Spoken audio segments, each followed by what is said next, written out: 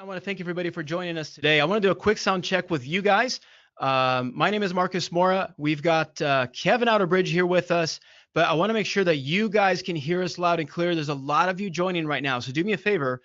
Go to the question box of the GoToWebinar and type in something like "Hello, good morning, we can hear you," something like that. That would really be nice, so we know that you guys can hear us loud and clear. And also, if you found the question box there, John, quick to the quick there, Renee and Bill. Hey, Bill. All right, so everybody is there. You guys can hear us, and if you will, help us if audio gets bad, if there's a problem, jump in there and let us know, hey, I can't hear you. Sometimes that will be you on your side, but sometimes it won't be. Sometimes it'll be a problem here in our audio. So it's great that you were able to find the question box. Now, one of the other reasons that I had you find the question box is we would love to get your questions. So I've got some questions for Kevin that I want to ask him, and then I want to pass the time over to you guys to ask questions. And so all you need to do is type in your question on the question box. That's one way to do it. The other way is you can raise your hand. So for example, I have Anthony here. You have your hand raised. That's exactly how you should do it. And then I can bring your hand down. But if you have a question, all you have to do is just raise your hand and I can unmute you and you can ask your question live. The great thing about a live question is you can ask your question, and then if you have a follow-up question, you can ask it. If you have a question that's a bit convoluted and it's tough to type out, great way to do that. And so it's kind of nice, right? It's kind of like a radio show where you can let's go to the phones. So we can actually do that, and you can ask a question live. So those are the two ways to do it. And again, remember, there's not a no taboo questions. You know, Kevin is an open book. He's here. He's happy to answer any questions you may have. So that's the best way to do it. So I want to thank you guys again for joining us. And let's go ahead and get started. So today we have a treat. We have Kevin Outerbridge here with us, who started an Amada franchise. Kevin, how long now have you been in business? So it's been just about not quite a year. So not quite a year. It's been about 11 months. About 11 months. So Kevin has launched one of the fastest growing Amada Senior Care businesses ever. We've had some folks that have grown very quickly, and we've also had folks that have grown very slowly. It is a tough business, but Kevin and his family have figured out a way to really grow this business incredibly fast. And so it's great to have you here with us. And I wanted you to go back a little bit and talk about your career, and going back to when you started that first real job, and take us all the way from that first career to where you were before starting Amada Senior Care. Okay, so like my first job. Maybe the first. Well, my first professional job. Yeah.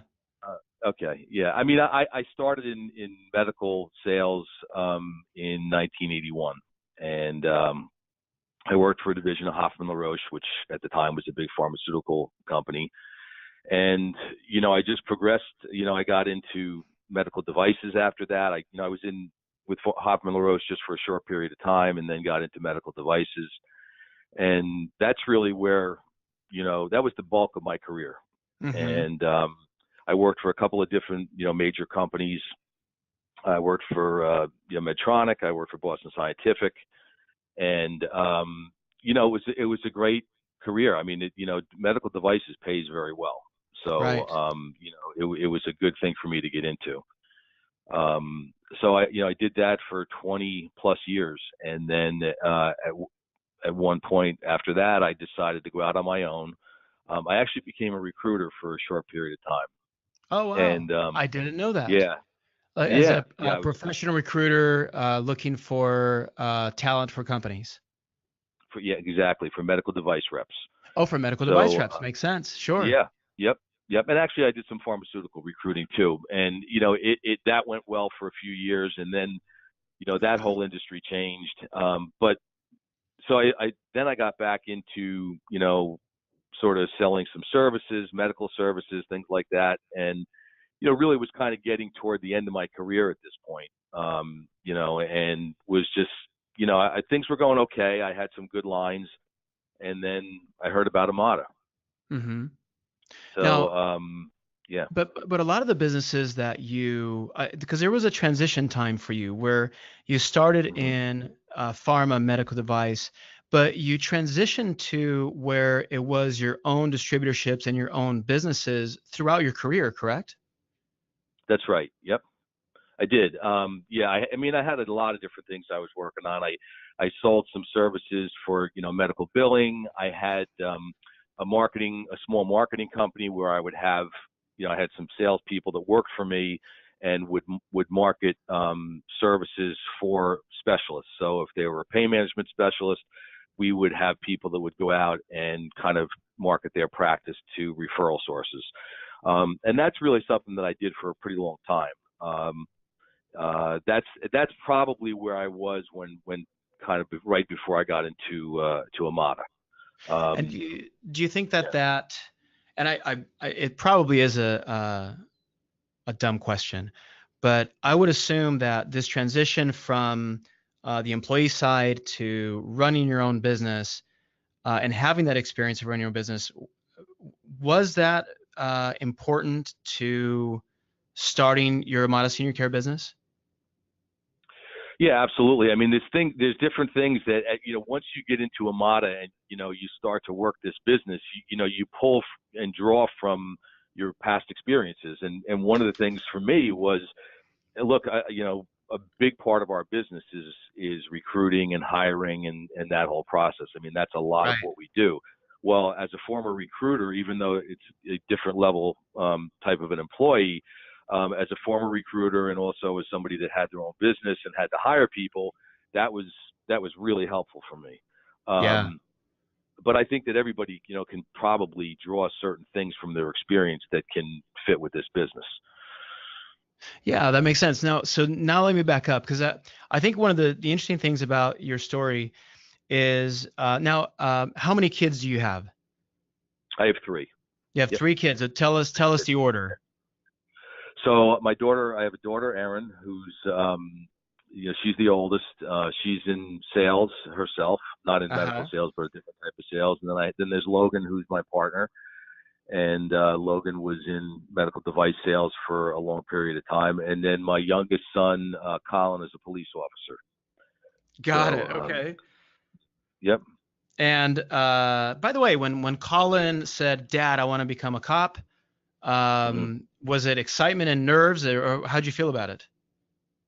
Yeah, it's a little bit of both. Absolutely. Yeah. I mean, you do sort of, you worry about him. I mean, I worry about him, but it just kind of, it comes and goes, he knows what he's doing. So I have a lot of confidence in him. So yeah, he's doing well.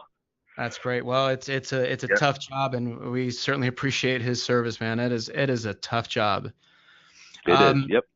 Now, so I wanted to back up because I really love this story. You found Amada, and then so tell us about that because you introduced the business to Logan at first. Right.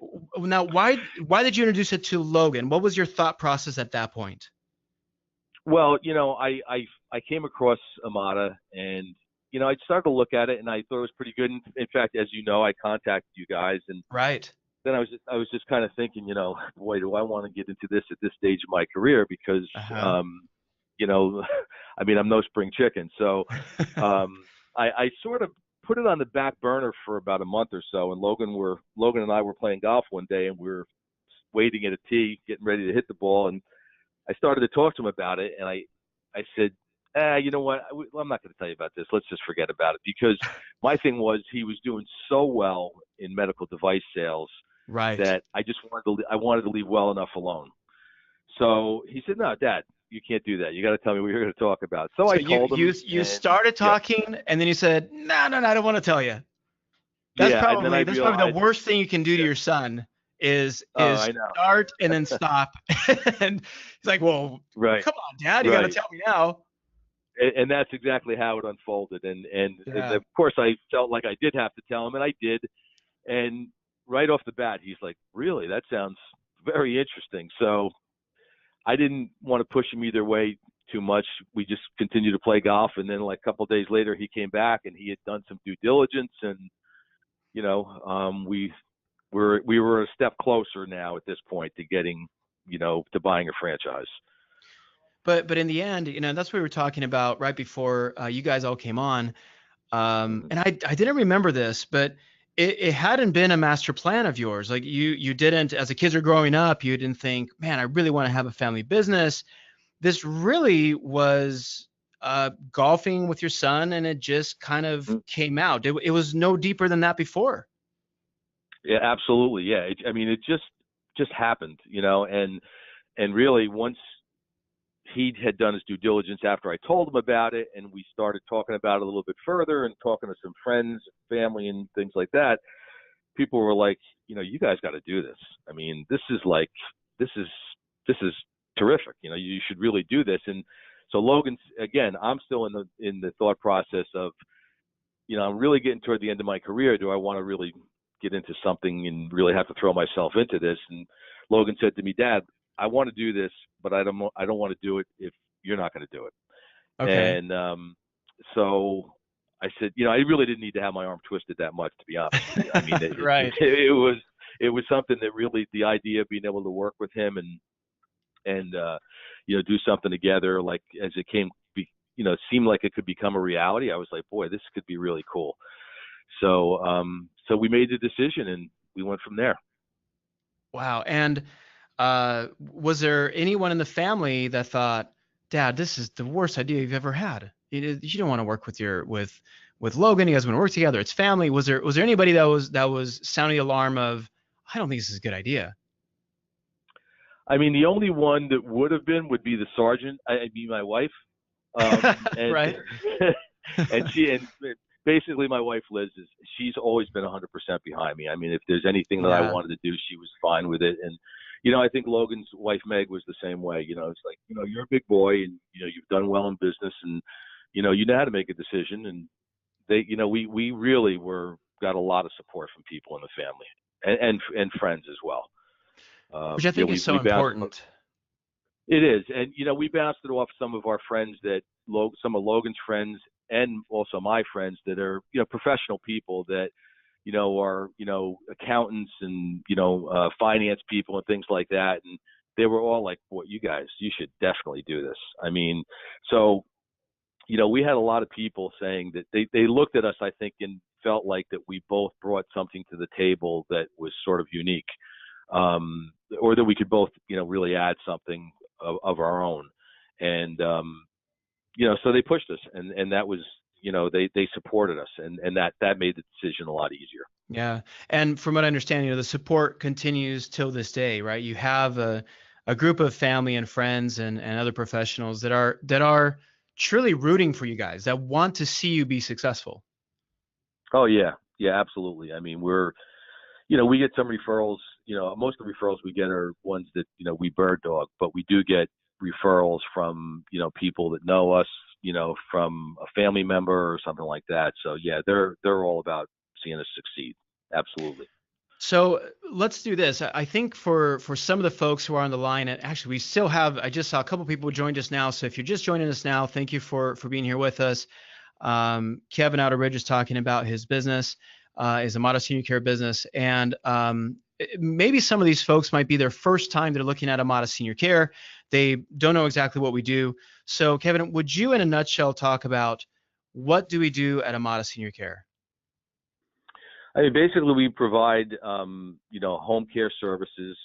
Typically it's for seniors, and help them with, usually it's activities of daily living. So those could be anything from helping somebody, get out of bed in the morning, to help get them dressed, get them bathed, provide them, put together a meal for them.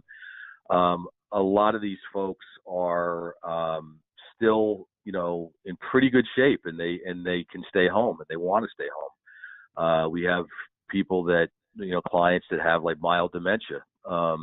No need to go into a community for that. I mean, you can be at home with that.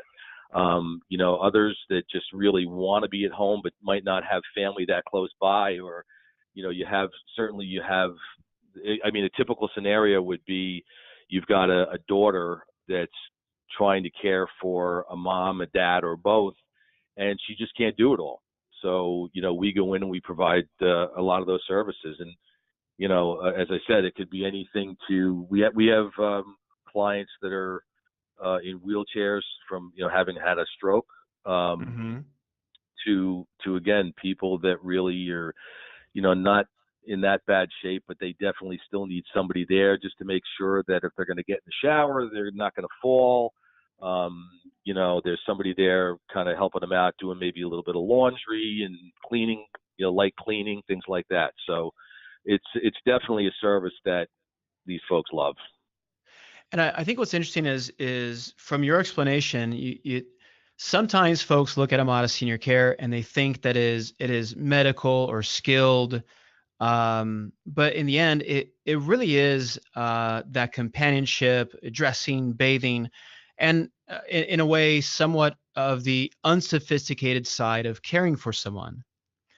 Um, and so coming from a medical device sales where it's a sophisticated side of healthcare, and now going to this employment model and employing caregivers and going to this more unsophisticated model, was that a challenge at all? Or did it affect your ego not being in a technology or more sophisticated side of the business? I mean, it's definitely a change because the types, caregivers, they've got, challenges, a lot of these folks in their lives. Right. They don't make a lot of money. They've got as difficult of a job as you could possibly imagine. I mean, I've seen what some of these folks have to do, and it's tough. And, you need to have sort of a range of, be capable of a range of emotions. I think you need to know, you have to be compassionate at times. You Mm-hmm. have to be, you have to be stern at times. You have to be understanding. I mean, there's a lot of different things that go into it, but dealing with the caregivers is absolutely a challenge. But I think that you can never, you got to let yourself understand kind of where they're coming from, what they're about. And look, it's like any job. I mean, it could be, people, that wear jackets and ties to work every day. I mean, there's going to be people that are really good and you want them around, and there's going to be people that are not so good and you don't want them around. And, you just have to work through that. And that's what we try to do. So you started the business a little less than a year ago, and Right. you guys are growing extremely fast. Um, what would you attribute that to? Is there the top three things that Kevin would say that you guys did that allowed you to ramp relatively quickly? Yeah, I mean, I can tell you a few things. I mean, the first thing is that Logan took over the sort of the sales and marketing side of it, and I'm doing more of the operations and the in-house stuff. Okay. And he's an excellent sales rep, and really, what he did is, let me backtrack and say one thing Uh-huh. without getting into it. Is the model that Amada has is a 10, as far as the long-term care insurance. And you don't really appreciate that until you go to some of these meetings where there are other companies there and they ask you to get up and say a few words, and then you realize like how you really separate yourself. But the thing about Logan, I'll say, is that he's been successful from day one, selling, and he's been in sales for probably about 10 or 12 years now. And what he does is he wants, when he goes into a client, to let's say a rehab or wherever it might be, an assisted living facility, like he's going to know that what he's going to say and really have a plan to get the most out of it and to be successful. And he doesn't just leave it after the first time. Like he's working on it all the time and Right. trying to figure out like, how can I make this presentation a little bit better? Like what words can I use to make this come across so they understand it a little bit better? And the reality is that a lot of the reason we've been successful is because he's made some great relationships with a lot of key players in our area, and that's really what's kind of got us going. The other thing is that I know we don't really like to talk about that. We provide great caregivers because everybody says that. Right. But we are, we really do look at that. I mean, when somebody comes in to meet with me, I want that sense that they've got, like that they're going to be understanding with our clients, that they, have, again, it's the compassion thing, like that they understand that these are older people, they need to be helped. That, and a lot of the people that we hire, that's what they do. That's what they live for, is to help people. That's what they enjoy about the job. Right. So, I would say, those two things. And then the third thing, is the fact that we're a very tight knit family. We have a big family. If you go on our website, that picture's old. It's a lot bigger, even bigger now. But, when we walk into a place, so my mother's 92, almost 92. My dad just passed away at almost 94. Mm-hmm. And, when Logan would go into meet with a client, he could relate to them because of his grandparents. Right. And it's really important to us that it would really bother us if we weren't providing them great service. We would take it personally. And I think that's a component that people need to have if they're going to be in this business. I mean, the money could be great, but you can't get into it just for the money. You have to get into it because you want to help people. And that's not just a line. That's really the way we've been working. I love that. One of the things you talked about is the fact that Logan focuses on the marketing and he's built these relationships. Now, were any of these relationships that Logan was able to build, were they relationships he already had from his time as a medical device rep, or were these virtually new relationships he had to go drum up? They were pretty much new. I mean, we do have some people that we know, and some key people in some hospitals and things. And honestly, we haven't even really tapped into them yet. I mean, that's something that we're still going to do. But, he went out and, again, it's a lot of it's the model, so, you walk into meet with some discharge planners, in the facility, or, case managers or whatever, and there are 4 or 5 of them there, and they know that you're from a home care company. Their first thought is like, oh my God, not another one. But right. Logan would start talking, and all of a sudden, you'd see these people would just perk up, and they're like, really, you guys can do that? And because it's a whole different dynamic. And again, you need to be able to get yourself to a point where you can present this the right way, and you sort of have to have somewhat of a natural ability to do that, which I think Logan has. Right. But that makes a big difference. You get people's attention, and like I said, he was at a lot of meetings where there could be 50 people there and 25 home care companies, at some type of a whatever function, cocktail party or whatever, and they'd ask people to get up and just say a few words about what you do, and every single other company said the same thing. Well, we have really good caregivers and we really care, blah, blah, blah, blah. Right. And then Logan would get up and say what he said, and it's totally different, so. That's great. It's so true. And it's astounding that we're able to keep that difference, for a decade now. And our competitors just keep saying the same thing, and we just keep shifting a different direction. And it's just it's amazing. Okay, so now I've got a few questions here from the audience, and I've got some questions here from you guys, and you can also raise your hand if you'd like to ask a question live. I got a question here, actually a few questions from Anthony. Tony. And knowing what you know now, is there something you would have done different to ramp even faster over these last 12 months? Yeah. So New Jersey is a very strict state in terms of compliance for a lot of things. We have to be accredited now by an accrediting body. That's going to be effective in May. Along with that, unlike most other states, we had to hire a director of nursing. It's a very costly thing, but we're required to have a director of nursing.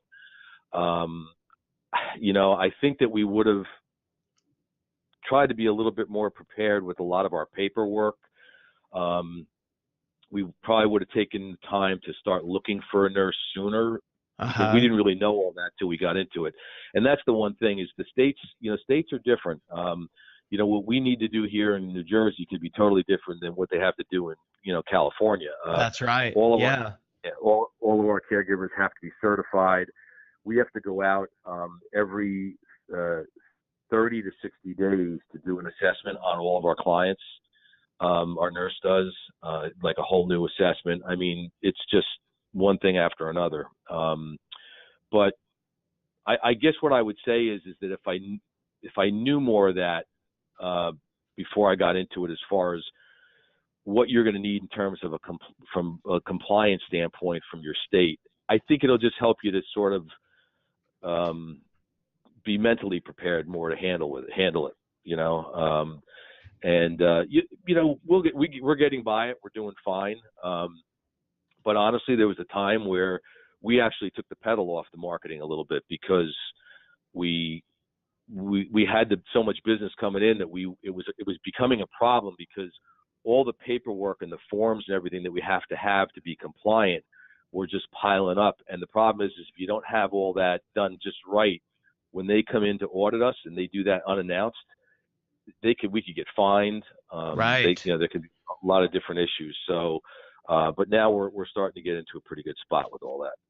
Yeah, you have the distinction of being in Jersey, which is a phenomenally stringent regulatory state, Right. and which does make things a little bit harder. I think New York might be maybe a little bit worse.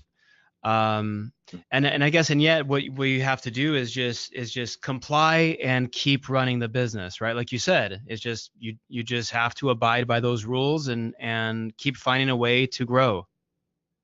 Yeah, you have to. I mean, if you want to, if you want to stay in business and not get shut down, because it scares you a little bit. I mean, that you need to do that, but we didn't. What a lot of people do at Amada after they kind of get going is their first hire might be like a scheduler, receptionist, recruiting person. We didn't have that luxury because we had to hire, our nurse. Right. So I'm doing a lot of that other stuff, but it's getting to the point where we're going to need to hire somebody soon because it's just too much for us to handle. Yeah. Yeah, we started in a very small office. Literally, it was one tiny office. It was probably 200 square feet, if that. And now we're in a 1,800 square foot office, actually in the same building. So we've grown, and we needed the space because we were tripping over each other in the other space. So that's great. Now, and actually, that's a good question. Anthony had a follow up about. Can you talk about the number of clients you have, number of caregivers, and the staff that you have? Sure. So right now we probably have about 20, in the low 20s as far as clients right now on board. And total, I'm going to say like active caregivers, we probably have about 35. We're very fortunate because we get a lot of longer shifts. We get a lot of 12-hour shifts, 9-hour shifts. We got a fair number of 24/7 cases. So even though it's in the low 20s, your utilization per client is huge and probably much higher than a lot of your competitors. Oh yeah. I mean, we have very few cases that are just like 4 hours a day or right. That kind of thing. And it's not that that we don't want those or whatever. I mean, obviously it's easier to get caregivers for the longer shifts, but right. sometimes if they're cash pay, you want what you can get, So. And what would you say? Bill has a really good question, and we kind of glossed over that. But if you go back to Logan's presentation and kind of the differentiation, what is it that Amada is doing that Logan is talking about that differentiates us from all of these other companies throughout the country? Well, I mean, the biggest thing, and it's really Logan's thing. I don't even get that involved with it, to be honest with you. But Uh-huh. a lot of it is really just the long-term care insurance, and how we can do things like. Here's the thing: other companies are going to say that they take long-term care insurance, but that's all they did. But they don't do anything compared to what we do. And honestly, when we're out there, we don't talk about it too much about exactly what we do. It's kind of like our, it's, as we've always talked about, it's our secret sauce, right? Right. And I can just tell you this is that, like, Logan had a situation recently where he was on the phone, and there was going to be and I always forget the terminology for this, the deductible period for the long-term care. Elimination period. Yeah. Elimination period. Right. Yeah, there was like a 3-month elimination period, and Logan was able to get that waived for the client. And Yeah. I guarantee you, there's no other company, and there's That's right. thousands of companies out. There's no other company that could do that. We had another one that was a really good cash pay patient, not cash pay. It was a client that had long-term care insurance, and they were having a really difficult time getting paid by the company. So we stepped in, and we sort of expedited things and worked with them, and now things are running a lot more smoothly. So I'll leave it up to the people in house to really kind of explain to you guys how all that works. But again, it's a big deal. If you know how to, if you really embrace it and you know how to go out there and position it, you'll look head and shoulders better than anybody else. And then really it just takes, a few cases to be able to show some of these, rehabs or who's ever referring to you, Right. the value, the value in it. So one thing that you're fairly unique is we usually have folks on the webinar that have been in business for at least a couple of years, right? And they can talk about their experience. And it's amazing what you guys have done. And I know for some of you guys, you have about 20 clients.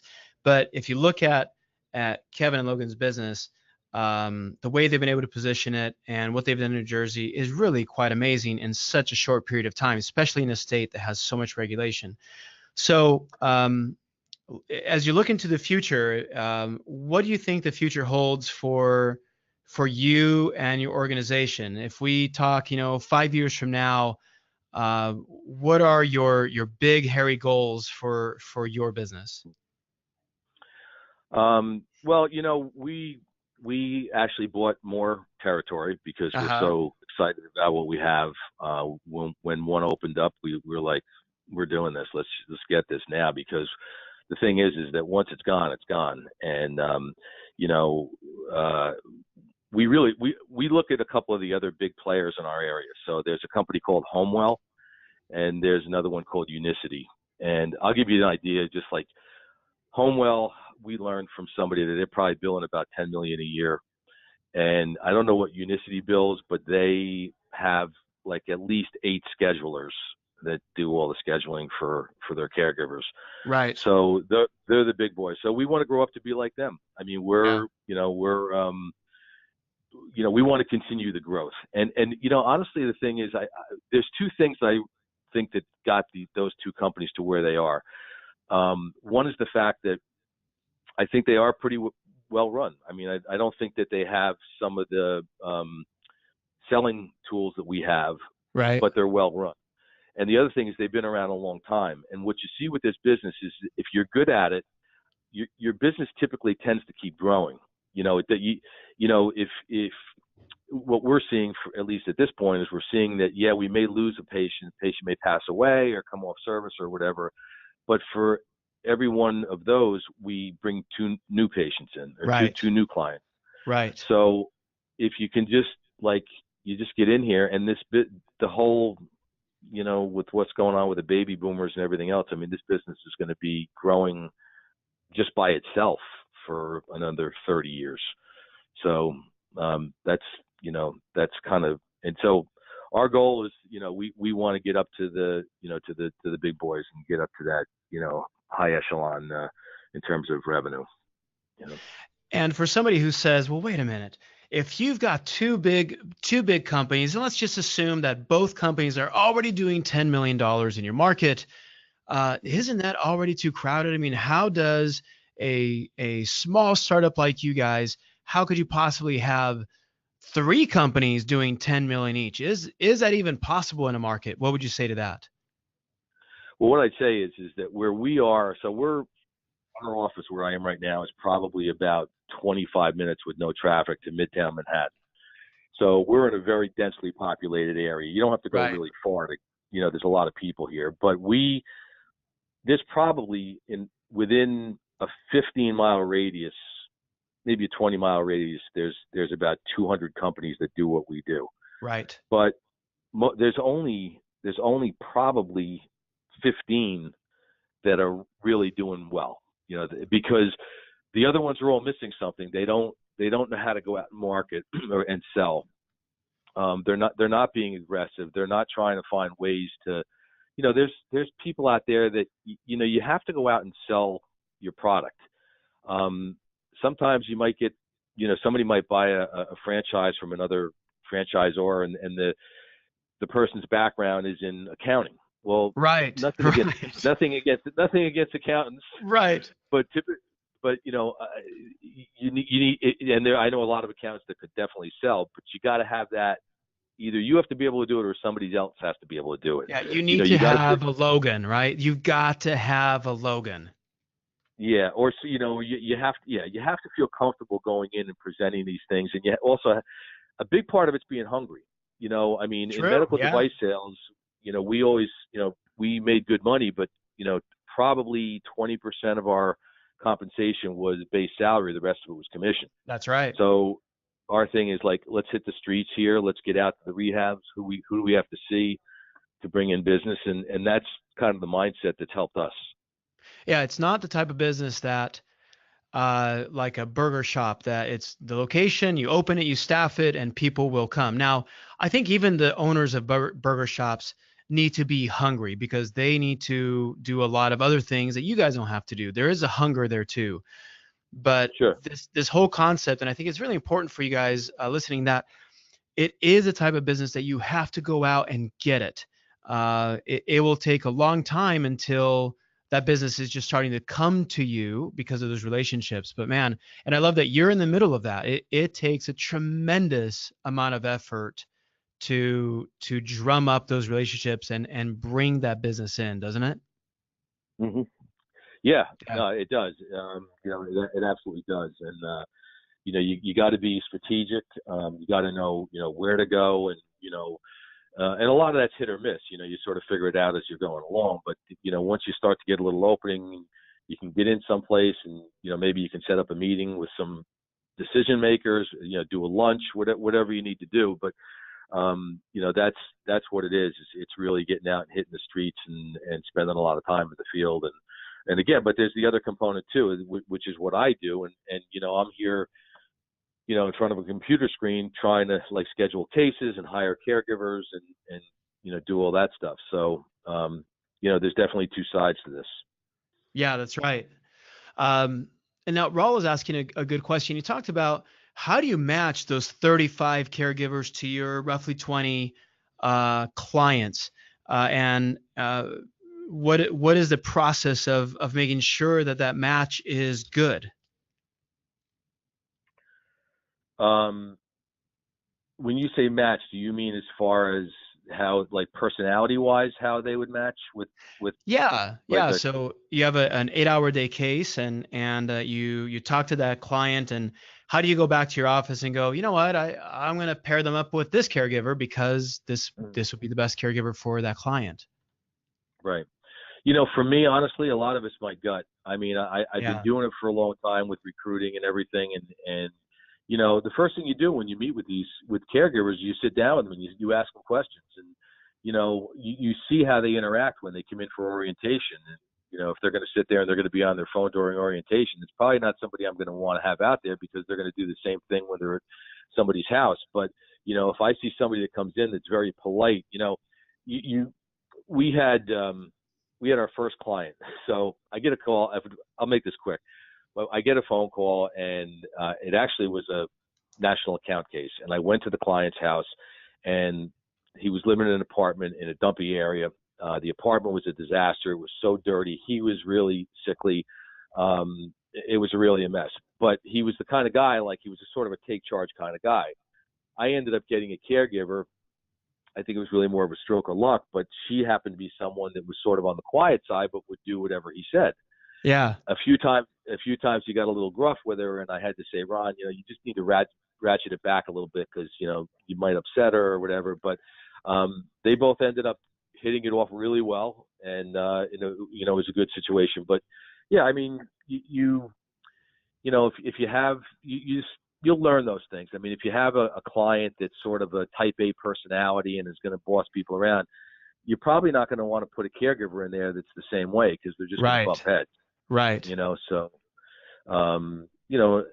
if you have, a little old lady that, maybe has some mild dementia or something and needs some help bathing or whatever, I mean, you're going to look for sort of the same thing. You're going to look for a sweet woman that's going to be able to help her and, help her bathe, talk to her, be there for her, that kind of thing. So, yeah. That's there's no science to it, I guess, is what I'm saying. It's just more of a kind of a gut thing. You're right. We at about 350, almost 400 caregivers here in Orange County, and we were caring for about 200 people at all times. It was still gut. We had about 7 schedulers, and the matching was still that way. Even though there was some matching kind of software to it, it was still sort of, okay, here's the case. This is what we need. And the caregiver will go, you know what, I think, and you just hear the caregiver, you know what, let me see if Julie or Steve or whatever, they just kind of remembered these. Even at 350 caregivers, it was still sort of this gut feeling of who would work out well, which also tells you, it's something that we always talk about is every one of your clients is going to leave you someday. You talked about the fact that, one client leaves and then 2 come in. But the truth is that every single one of your clients will eventually leave you. And the realization that your net worth and your value, and if you want to sell this company someday, if you want to get to 10 million in revenues, that the value of your company is really in those caregivers, right? They are the product. They are what you worry about and what you need to nurture. Do you feel that already, even in this young stage of the business? Oh yeah. I mean, the other thing too, just keep in mind, like, we do pay our caregivers a little bit more than probably 90% of the other companies. Right. That that extra dollar. That's a big deal. Difference. Yeah, and we can do that because we charge a little bit more, because we're doing things with long-term care insurance that other companies aren't doing. So there's a value that we're offering. So but yeah, I mean, our caregivers are so much of what we do, and when you have good caregivers and you start to see the ones that really stand out, you're like, wow, we got to get more like them, because it makes life so much easier. And the other thing too, I was going to say, as far as matching caregivers, it's not uncommon, at least around here, for, let's say, a daughter who's going to get a caregiver for her mom to say, I'd like to meet with the caregiver first. Sure. So that does happen, and that's a way for them to kind of get to know them a little bit. And we always say to them, we tell our clients, like, look, if for any reason you're not happy, maybe it's just your personalities don't drive or whatever, we'll find someone else to replace the caregiver that we put in there. It's an easy thing to do. Yeah, exactly. Until you find the right match. Right. Exactly.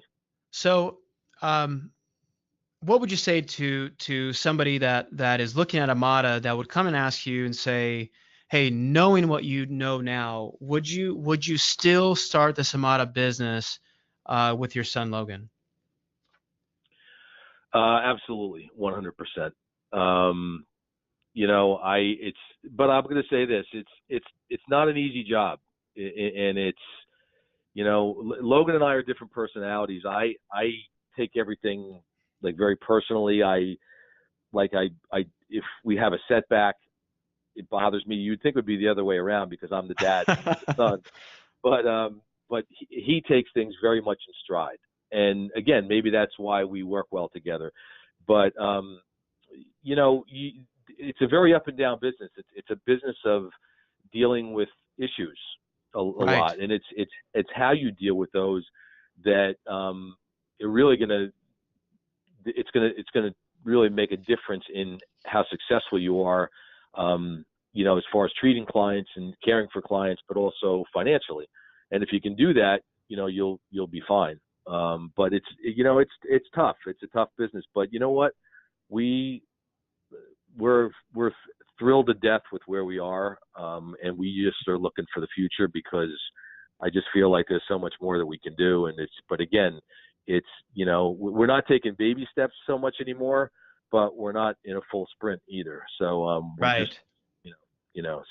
but we're in a good spot, and we love it. That's fantastic. Okay. And I always, at the end of these webinars, I like to ask you about a client that really you would never forget, the client that you guys were able to come in and either financially or personally or with the family were able to really get in there and make a huge difference in their lives. Would you mind sharing something like that with us? Yeah, I'm just trying to think. There's actually a few. I mean, I think I'm going to go back to the original one, the guy that was in the by himself. I mean, this is a guy that was living almost in squalor in his apartment. It had gotten so bad. He was in his early 80s. He had nobody else. He had COPD, and I met with him, and he was probably about 6'2", about 140 pounds. Oh, wow. He lost a lot of weight, Yeah. it just was really in bad shape. And, sometimes when you see these people, you think, well, this guy, he really was, what's this guy's life about? Well, as it turned out, after I was talking to him, like he was in the computer industry for a long time, and had a, really good life. But anyway, I got to really know him well. And I said to him, look, we got to have a cleaning company come in here and clean this because I can't have my caregivers coming in here the way it is. And he said, okay, if that's what you need to do. And at this point, of course, I developed a little bit of a rapport with him. Right. So he was okay with that. And we would talk sports and everything else. And bottom line is that it really got to a good spot with him. And unfortunately, he passed away. But, we took this poor guy who really had nobody. And I mean nobody. Well, now he's got a caregiver that's there during the day and giving him, somebody to talk to. I would stop by fairly frequently and just, chat with him and, talk to him about sports and things like that. And I think that the end of his life, I think he was genuinely like in a much better place than he was when we first took him on. And we probably had him on service for about 3 months. Uh-huh. So it wasn't a real long period of time, but yeah. And those are the types of things where you see that you get close to people and it gets tough. I took it. I mean, it bothered me when he passed. Right. And, but that's not a bad thing to feel that way in this business. You just can't let it get to you too much. Yeah. It does become personal, right? I mean, these are people that you end up taking care of and you get to know them and they get to know you and there's that connection. Yep. And I think for us, we always felt that it was, like you said, it was nice to know that even though you have the sadness of the passing, but the knowledge that you made that 3-month period, and it might be a 2-year period, however long it is, that you made that life better during that time that you were there, that it wasn't just about the money. It wasn't just paying the caregiver, but it was that client, that person actually had a better quality of life in that time that you were involved in their lives. Absolutely. I used to say, and a lot of guys in medical device sales would say, well, I sold this, angioplasty balloon and I feel really good about it because it helps people and everything. But, you're so far removed from that. But this is different. You're like hands on with these people. Yeah. And more so my son now because he's more dealing with the families and everything. But It's a great feeling. I mean, you get people that are, my age, that they're in their 60s and they have parents in their 90s, and they're just like they're thrilled for what you can do for them. They just, because they're doing it all themselves now, and they're getting to a point where just mentally and physically they can't handle it anymore. So once they get a company like us and they know that they can depend on us, it's like they're thrilled. So. Yeah. I love it. Well, listen, we're coming up to the end of the hour, so I want to thank you, Kevin, so much for being willing to take an hour of your time and talk to us about your business. And congratulations on having this business with your boy and growing it. And I know that it's a tough business, but you guys are doing amazing out there, and we couldn't be more proud. Well, thanks a lot. I appreciate it, Marcos, and I was happy to do it. All right. And for those of you who are on the phone, thank you so much for being here with us. If you have any questions for us, please reach out to Tim Valencia. He'll continue walking you through this discovery process. And of course, you can follow us on Facebook and on LinkedIn. And we also have a podcast. If you just type in Amada, where all of these episodes are there, so you can look at other interviews with other franchisees and other content here from us on any of the podcast channels that you can find. Just go and type in Amada Senior Care, and you'll be able to find our Amada podcast there. Kevin, thank you so much for your time. We'll talk to you soon. Okay, take care now. All right, bye-bye.